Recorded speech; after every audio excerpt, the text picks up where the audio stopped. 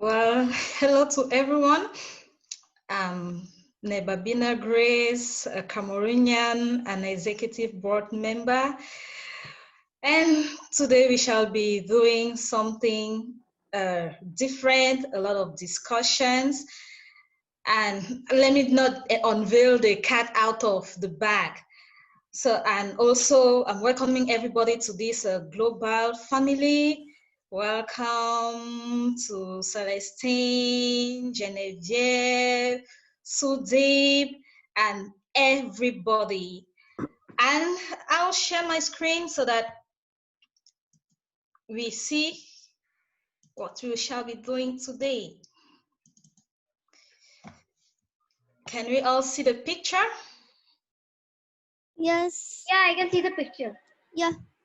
Okay. And who would like to give an interpretation of this picture? When you see this picture, what comes to your mind? I can give. Yes, we are listening. Yeah, I see a lot of birds. There is a mother bird up in the air and she is carrying her baby. And Yes. below there is another bird. It is, and behind them is a hut. And it's basically a scenery full of birds. Yeah, brilliant.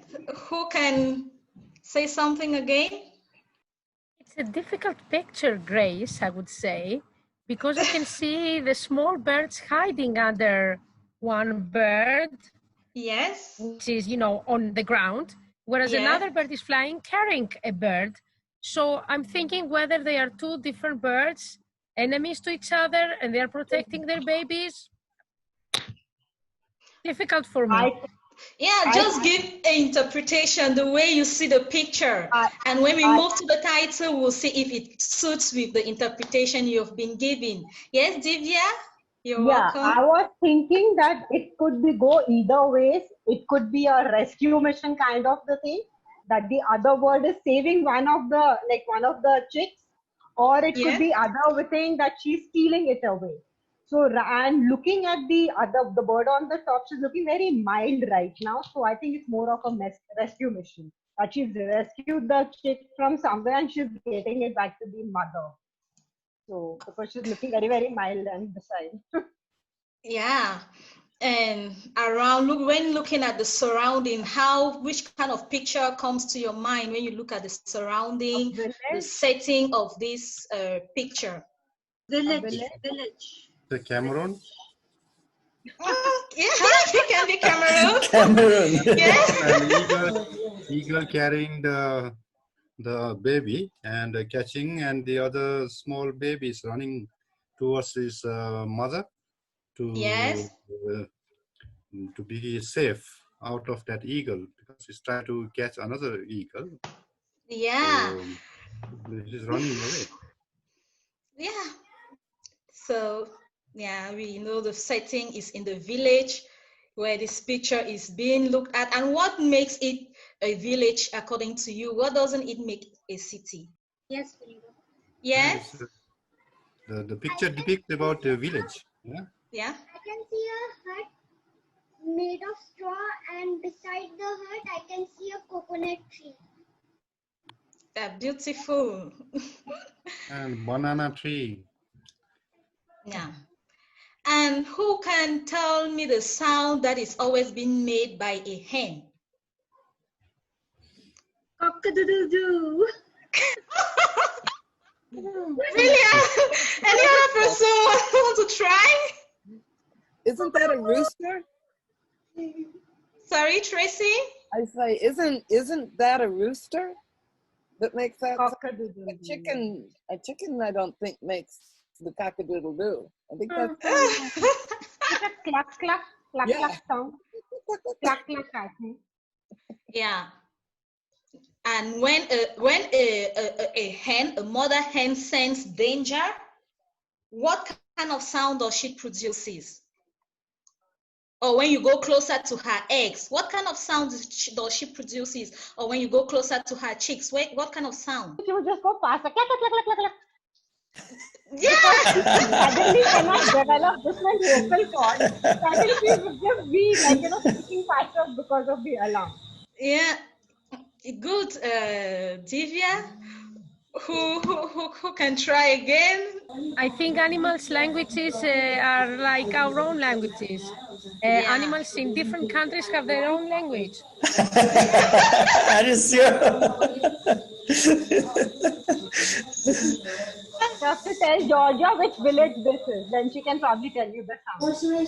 Yes. I want somebody to try again. Maybe Celestine or Genevieve can help us with the way Cameroonians chicken make their sounds. When a mother hen senses danger, according to her chick, beside her chicks or beside her hens, what kind of sound does she make? Can Genevieve or Celestine help us out? The Cameroonian sound, please. You get the sound of.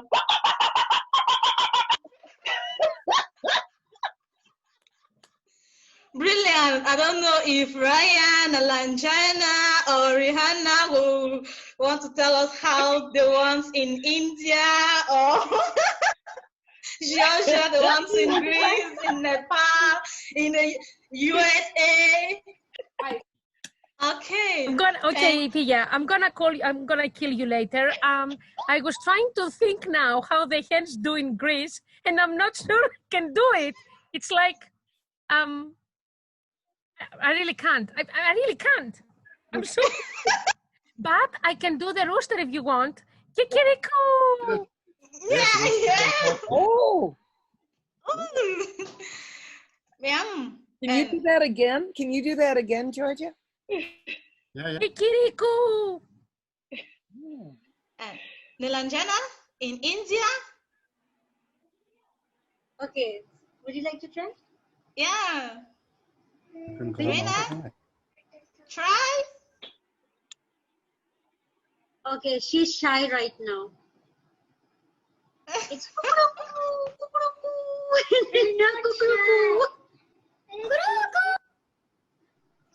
Okay. Now, thank you for the wow. See beautiful birds behind. Thanks for the beautiful ways in which hens used to produce their sounds. Go back. When it feels danger, according beside its chicks. And now we are going to move to the title of the story. And now we move back to the picture to see if it actually coincides with your own interpretation. So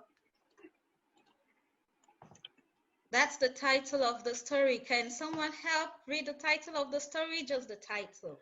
The Stubborn Chicks. The Stubborn Chicks. The Stubborn Chicks. Yes, The Stubborn Chicks is a tale from the grassland and the forest by Agnes Ngoh, restyled into the Matrix Readers Theater by Nzuh Grace. So this is a story we used to teach back in school. It's a prose text we used to teach back in school, and I also read the story when I was very small, and it has great moral lesson. Now from the story, can somebody give us an interpretation now of this picture? Yes, I can because I had a neighbor who had twins, and while she would bring back the first child, the second will go out. Yes. When she would bring back the second one, the first would go out. So I think something like this is happening here. The father is trying to keep them all together, and the one who's running away, the mom is getting them back to the father. Something like that. Yes. Now, if I ask a question, looking at the title, The Stubborn Chick, who is the stubborn chick in this picture? The one carried by the bird flying? The claws, the one in the claws. Yes. And now, when you look at the hen, how many chicks are hiding under? 1, 2, 3. 3. 3 chicks. And are they part of the stubborn chicks or not? Probably, yes. Because it's a plural, so has to be more than one. Yeah, so the 3 hiding under the mother hen, how can you describe, are they part of the stubborn chicks or they are not stubborn? Ryan, do you want to try? There are 3 chicks hiding under the mother's wings. And according to your own interpretation, are they stubborn or they are not stubborn? Can I say something? Yes. They are not stubborn. Yes, Very the good. chicks, their chicks hidden on the mother chicks isn't stubborn, and the hunter chicks like flying up is stubborn. And what about the one running towards the mother?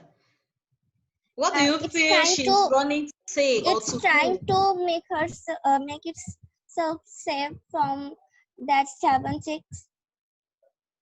Yeah. Brilliant. And have you ever had an experience seeing a hawk going down to catch a chick or any other animal? Dogs. I have 2 small dogs. Some of you might have seen my Honey and my Bear. And particularly when I go down to New Hampshire, there's a big field and we walk in the field and sometimes I hear this, wah, wah, and I look up, it's a hawk and it's circling over us. And so, of course, I immediately go and get the dogs and take them into the house. And up here, we actually have eagles that will land in the trees behind me. So I don't let them come out here without being out here with them. Just because I don't want to see something like I see in the picture going with my dog. Is there one more person? Yes, I just wanted to say that when we were in school, during the recess time, the break time, there were lots of eagles which would be flying. And you were just about to put the sandwich in your mouth and suddenly one would swoop down and just snatch it out of your hand before you would realize something you could not have. So that used to happen very often in our school. So we have seen that happening to other people's lunch breaks. Okay. Yeah. Okay. Thanks for sharing. Now we are going to move to reading the story and see if it still matches with our interpretation. When we saw the picture, after we saw the title and came back to the picture, if everything does match. You had a very wonderful interpretation of the pictures. Thanks very much. I had an experience like that. Last year when there was no lockdown, we were having lunch in our school garden and there was a huge eagle roaming around us. So we were just thinking that it was very strange. And suddenly the eagle just swooped down and took one of my friend's lunchbox, and there were many children who were like daredevils. They just went towards that eagle to take a closer look, and most of the people were just running away from the eagle. And when they run away, what do they do? Or when they want to drive the eagle away, what kind of sound? How is their reaction, Ryan? Literally, the person whose lunchbox was stolen, he was like crying because his mother was very strict, and he was scared that his mother would beat him up with a broomstick or shoes. Okay. And another thing, when you do something maybe that is not correct and your mom wants to talk to you, how is her reaction? How does she point at you? How does she expresses her actions to you? First, she doesn't just scold. First, she tries to understand the problem, and then if it is something wrong, then only she scolds. Yes. Georgia, when you're mad at your kids and you're asking them, don't do this, how do you react when they do something that is not correct? How is your body language? What body language I am using, you're asking? Or what kind of... oh, don't do this, or don't do this, or... Well, now that out of my 3 kids are teenagers, it's more difficult for me to use a strong body language. although I try to sound firm, hey, Yeah. you can't do that because of this and this and this reason. For the younger one, I'm trying to be, more convincing and persuasive. Hey, could you please not do that because you might hurt yourself and blah, blah, blah. But it always depends on the kids, I think, on the kids' personality. Okay. Well, for us Africans, our parents used to be like, don't do this. And at times she holds your ear, she pulls your ear, or she holds that and she says, don't you try, or don't try next time again. Right? Yeah. So in India also many people what they do is they just take our ears and they twist it. And in a school there is a very strict teacher. What she does, even if there is a single spelling error, what she does is that first she gives us a tight slap, then she just pushes us towards the door and says us to stand out. Okay. How he tells us. So we are going to move into reading the story, The Stubborn Chicks by Agnes Ngoh. And here we have 8 characters. Mother Hen, I don't know if there is any new person who came in who wants to join us read. Please, you can just unmute your mic or you give a thumbs up and we allocate a role for you. Who would like to take Mother Hen? Okay, I'll take that. Mother Hen, is it not good for you to take Mr. Hawk? Okay. I want to take Mr. Hawk. You want to take Mr. Hawk? Yeah. Okay, let's give preference to the kids. So, Ryan, Mr. Hawk. My virtual background is my dinner. And is it possible? Is it possible to take narrator 1? I want to take narrator 1. Rihanna. No, Nazifa. Okay. My brother will take narrator 2. Is it okay? Okay. Sorry. I would like to be narrator 3. Now, let me give to the first person who said he want to take Mr. Hen. Confidence. Is it okay to take narrator 2? Okay.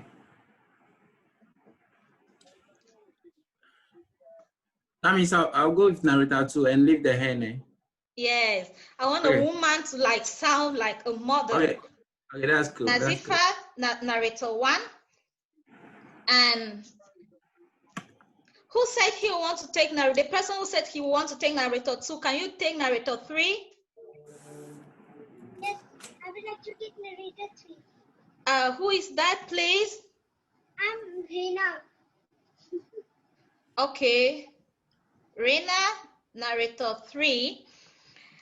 Who would like to take Mother Hen? Is that a woman, a girl, a female who wants to take Mother Hen? I think Bhavna would like to take up. She is new here. Bhavna? Yeah, please. Can I, the name, please? Bhavna, are you okay? Yeah, I will take. Bhavna. Fifi, who loves to be Fifi? I will like to take Fifi. Okay, so is it okay to take the role of the Fifi? Okay. Please, the name? Vidit. Sorry? Vidit. Vidit. Vidit. Yeah, and who will take Dudu? Well, I will take Dudu. Please, the name? Sudip. Subu? Sudip, thank you. And the chicks? Georgia, is it okay to take the chicks? Yes, yeah. I'm okay, I mean. Okay, I'll read the roles again. Ryan, Read the role of the hen. Nazifa, narrator 1. Confident, narrator 2. Reina, narrator 3. Boana, mother hen. Fifi, Vidip. Dudu, Sudip. And Georgia, the chicks. So we move on to reading. I am Mr. Hawk, right? Yes, you're Mr. Hawk. Can we start with narrator 1? Yes, Mother hen had 5 little chicks. The 5 little chicks are called Lulu, Titi, Cuckoo, Dudu, and Fifi. She fed them on ants, grass, grains, and fruits. Before she took them out, she always advised them to listen to her. She always said, Friend, if I make the sound coo, coo, coo, coo, it means that the quack, our enemy, is around. If you do not hide under my wings, the quack will take you away. It will take you and have a good meal with his family. Holding her ears, do you hear me? Yes, Mama, we will run and hide under your wings as soon as you make co-co-co-co-co-co-coo. Amongst these little chicks, Fifi and Dudu were stubborn. They did not listen to their mother. I am very hungry. I need some tasty chicks to fill in my tummy. Whenever Mother hen saw the hawk coming, she would make this sound. Cuckoo, cuckoo, coo.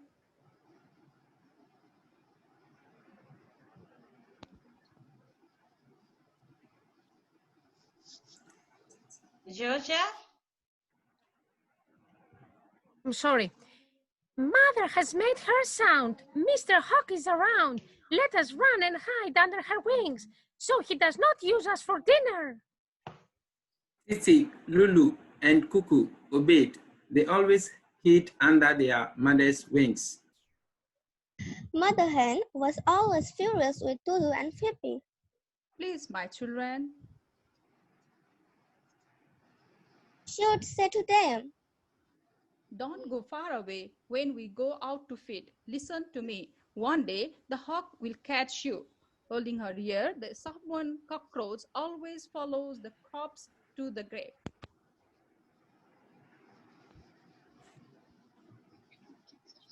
We love to go far away to feed because we find a lot of food to feed on. Yes, we feed on enough ants, grass, grains, and fruit. Dudu and Fifi did not wanted to listen to their mother. Do you prefer to go far to have enough food and later be used as food? Or lack of knowledge is darker than night?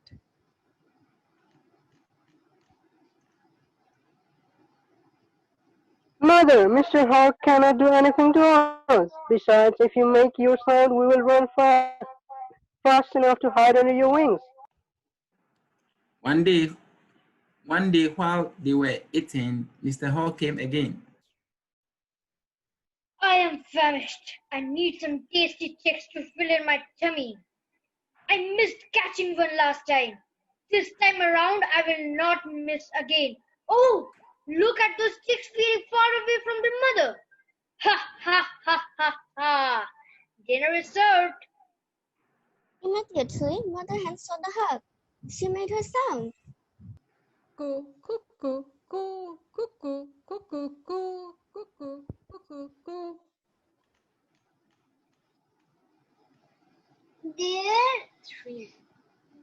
Three obedient chicks ran and hid under their mother's wing. But Dudu and Phoebe were far away. When they saw the danger, they tried to run and hide under their mother's wing, but it was too late. The hawk quickly caught Tutu.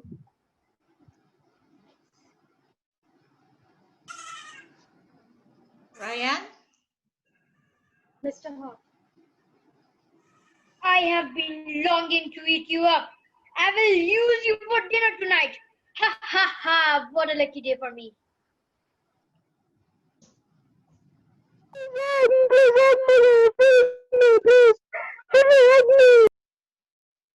He quickly ran to mother hen crying.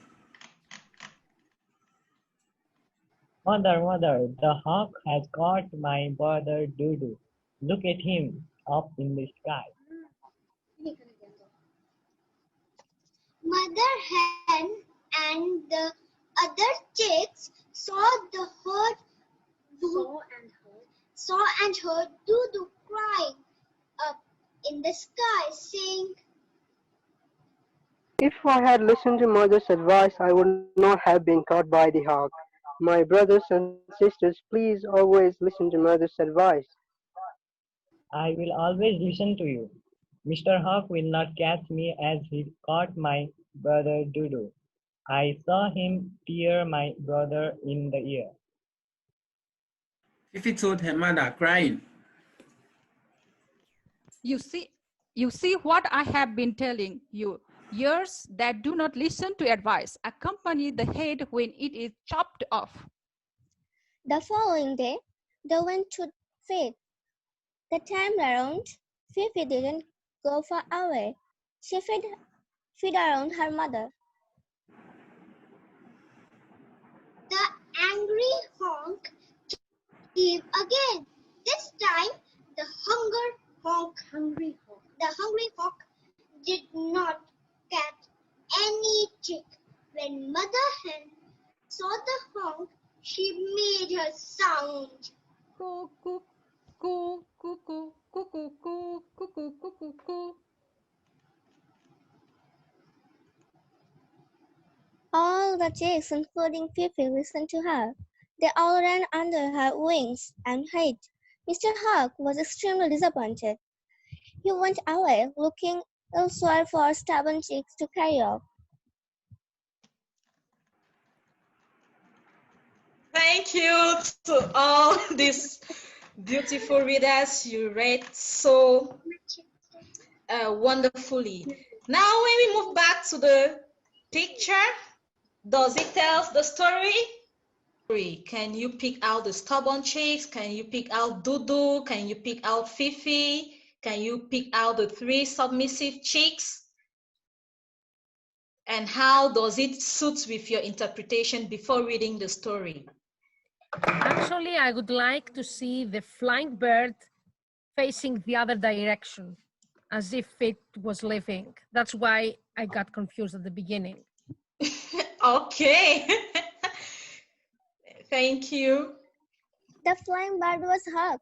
Mr. Hug. Yeah.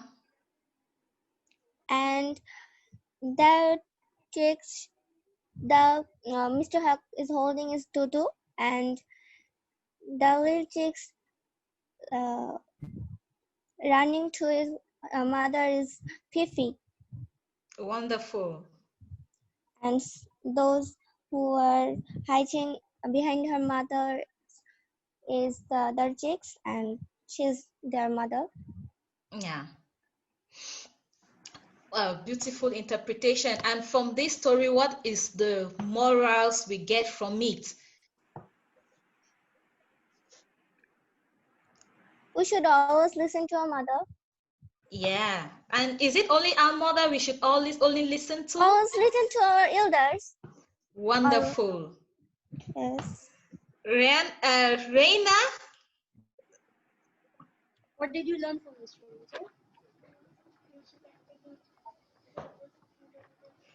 Ryan or the little anybody? The story was awesome. The moral was really great, and what I loved the most was that the mother didn't have to teach the lesson. They learned the lesson automatically because they saw it happening by their own eyes. So they understood, and even if their mother kept scolding them, they would never do it again. Wonderful, brilliant. Is there any other person who will want to share with us, or anybody who is a mother who will want to like share how he wants the child to always learn a lesson, or just say anything about the story or your own understanding of the story or your own interpretation? We are all welcome for discussions.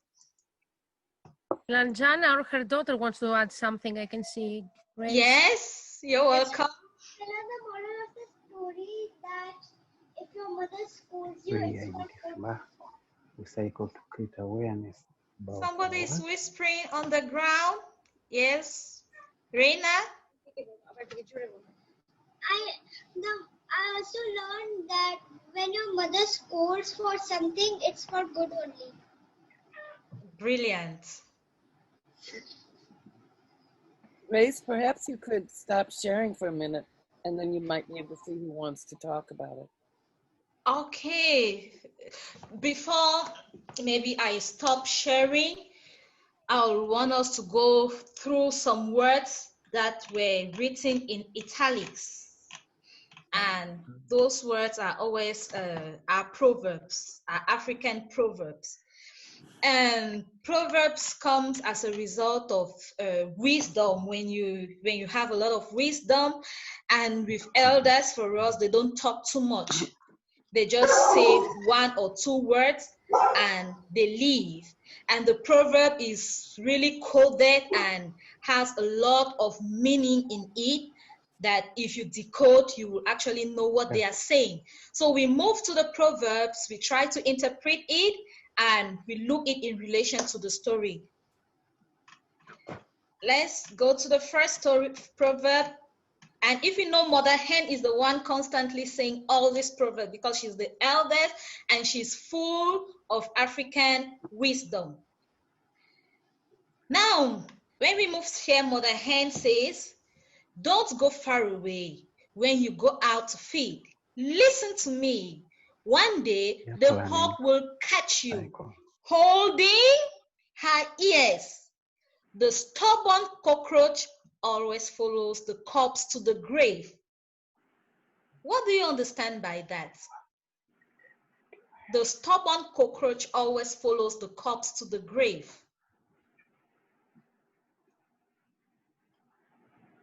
Is there somebody who wants to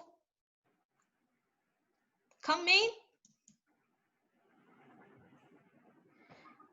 Okay, when you say, can I say yes, something? you're welcome. I think the sentence means the hunters always follow the way where they can find their food. Closer. A little bit closer. Okay, let me give it from my own understanding. When you say the stubborn cockroach always follows the corpse to the grave, a corpse is to be buried. And so if they tell you, if a stubborn cockroach is going beside the grave and they tell you, don't go beside the grave, what happens? It ends up falling into the grave and it is being buried. It means always try to listen, because if you don't listen, you will end up going to the grave, and going to the grave, you know what that means. And here we saw Mother Hen warning the stubborn chicks, don't go out to feed very far. And when they went out, what did she say? The stubborn cockroach always follows the corpse to the grave. And who is the stubborn cockroach in this play? Let's do amazing things. Who is the stubborn? The stubborn chicks? The stubborn chicks? Yes, the stubborn. Yes, Dudu, the stubborn chicks. And did Dudu follow the corpse? Did Dudu go to the grave? Yes. Yes. Because he was stubborn. So, and now we move again where Mother Hen is still saying in a loud voice, do you prefer to go far to have enough food and later be used as food, or lack of knowledge is darker than night.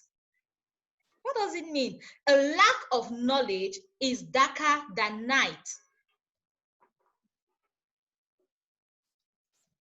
What comes to mind when she says that? That knowledge guides you in your actions. So when you don't have knowledge about anything, like in the dark, you don't know your way. You can't find your way when it's very dark. You don't know where you are going. So if you don't have knowledge, you would not know where you are going in life. Brilliant, Divya. So here we see there are two options. It's either you go, if you prefer to go far and feed and later on be used as food, no problem. You go far and later on you'll be used as food. Or do you prefer to feed around me and live for long? So when you don't have knowledge, you can easily fall, you can easily fumble, you can easily tumble. And at the end, who actually fell into the trap? Who was a prey to this? Dudu. Dudu was a prey to this. Dudu. We move on to the last proverb. Still said by Mother Hen. When Fifi told her mother crying, because here we have Fifi after the hawk must have caught Dudu, and she says, and she comes and I will always listen to you. Mr. Hawk will not catch me as he caught my brother Dudu. I saw him tear my brother in the air. And Fifi told her mother crying, and the mother, what did she do? She was pointing towards Fifi, still talking to her. You see what I've been telling you? Ears that do not listen to advice accompanies the head when it is chopped off. So ears that do not listen to advice accompany the head when it is chopped off. Can someone say something about this proverb? Yes. Yeah? It means turning a deaf ear to advice. Because when somebody is advising you something, it must reach your head and it should be there as a reminder. But when you turn a deaf ear to advices given by your parents, that's how when your head is chopped off, the ear goes because it didn't reach the head and you didn't understand it. Wonderful. Is there somebody who wants to add or give a different view about this proverb? Yeah. If your ear doesn't listen, an ear is just part of the head, right?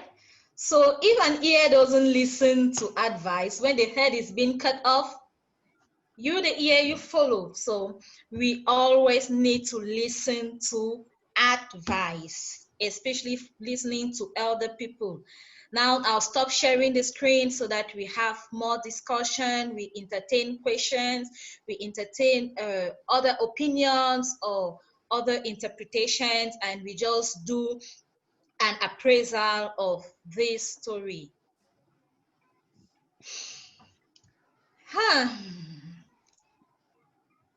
So, is there somebody who wants to tell us something learned from the story? Neva, can I say something? Yes, Keshav, you're welcome. I'm a bit sorry that I couldn't use my video because the net is not supporting very well. It's okay. I can still see your wonderful face. I think you are hearing me well. Very well. Okay.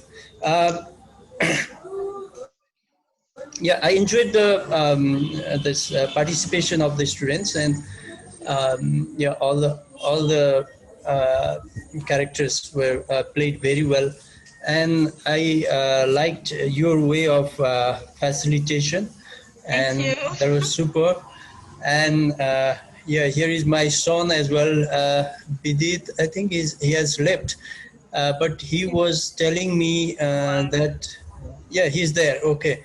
He was telling me that performance by Ryan. Yeah, he was Ryan. Ryan was performing very nice, and he was impressed by him. Wow, Ryan, courage and keep up. Thank you a lot. You're most welcome.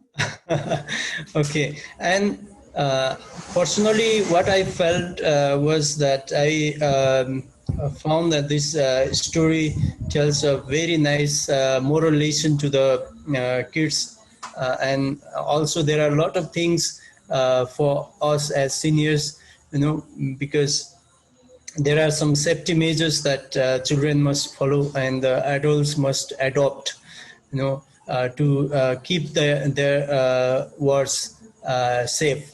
And so it is about safety and security both. And there is also the part of adults as a responsible guardian, responsible parents. So it's a guardianship as well that I could see there. And there is a brilliant use of the choice of words. I liked those uh, use of the choice of words and structures. And also, finally, I would like to say that this story is also telling something, trying to tell us that we have to trust upon the elderly, love and care, and have a respect and faith upon them. So, overall, I'm very happy to be a part of this program. Anyway, thank you. You're most welcome. Thanks for sharing. Yes, confidence. I see you unmuting. Come on. Yeah, in my opinion, you see, the hawk is also a character in the story. And when you look at it, it's telling us that in any union that we have, there is an opposition to it. Yes. Now, in this story, becomes an opposition to the union of the hen and then its chicks. So we should learn to live that there is no peaceful environment. Anywhere you are, you have to be careful. Thank you. Okay, it was really a wonderful interpretation and sharing. I really love it. Yes, is there anybody? Yes, Divya? Yeah, I just noticed something, the order of the proverbs that have been used. In the first two proverbs, the hen is holding her ears when she's saying them. In the last one, she says ears that don't listen to advice. So I think that is also something which can be noticed in the story, that for the first two proverbs, she's actually holding her ears that you have to listen to them. Yeah. So she's giving advice and stressing on the fact. And if you notice in the last proverb, that is not said. So she's like, she was stressing that listen to my advice. And then in the third, so I think that order of the proverbs is also kind of should be noticed in the story. Oh, thank you. Yes. Yeah, it was super, neighbor. Nigel here. Super. I wanted to go back to something that Confidence had said about this, there's always kind of two sides to the coin in a sense. We're never, but if you think about the hawk in terms of the wolf in the true story of the three little pigs, when you look at the story from the hawk's view of his own need for survival and being able to also live, just to toss that in there. But I don't think that in this story, Hawk has really been portrayed as a negative character. The story is more about the relationship between a mother and her kids and she trying to save them. So Hawk is just like kind of there on the side just to set an example. So that is why in this story, in that it's like, deliberately somebody being evil. Here Hawk is not evil. It's just about his survival. So I don't think he's an evil character. That's what I feel. Yeah. Probably the hawk just symbolizes, it's been used as symbolism, like the dangers that children might face outside if they don't listen and go out of the circle, the secured circle. Yeah. And the funny part is birds do not have ears that they can pull, and throughout we were talking about ears.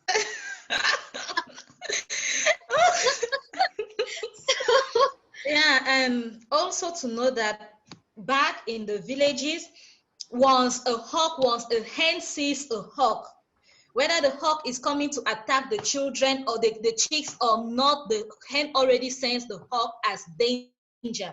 So once the hawk is flying around the air, you see the hen already blowing like and the chicks are running towards the hen, knowing that danger is around.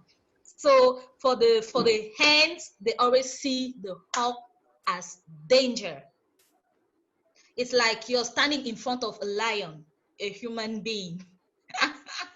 You don't think twice, right? Yes, and with our children, is there something you want to share with us again? I see Ryan super excited. Vinny wants to share this. She just she saw in your this would you like to show? She just tried to draw. Lift it again. Yes. Wow. It's really beautiful. And it's similar to the picture we have. Like it's similar to our picture. Wow. I don't know if there is anybody who will still want to share something before we close the session. I want to share something. Yes. There are few precautions to go near some certain types of birds.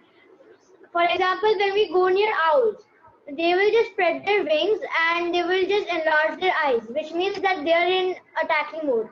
Then we should never go near them. And if there is a pigeon near us, if we just squeeze their eyes or make it very small, it means that they are ready to pinch or peck us with their beak. So that time also we should never go. And there are also some butterflies which are poisonous. And there is a fact about butterflies that they don't naturally get the color, they get the color from sun.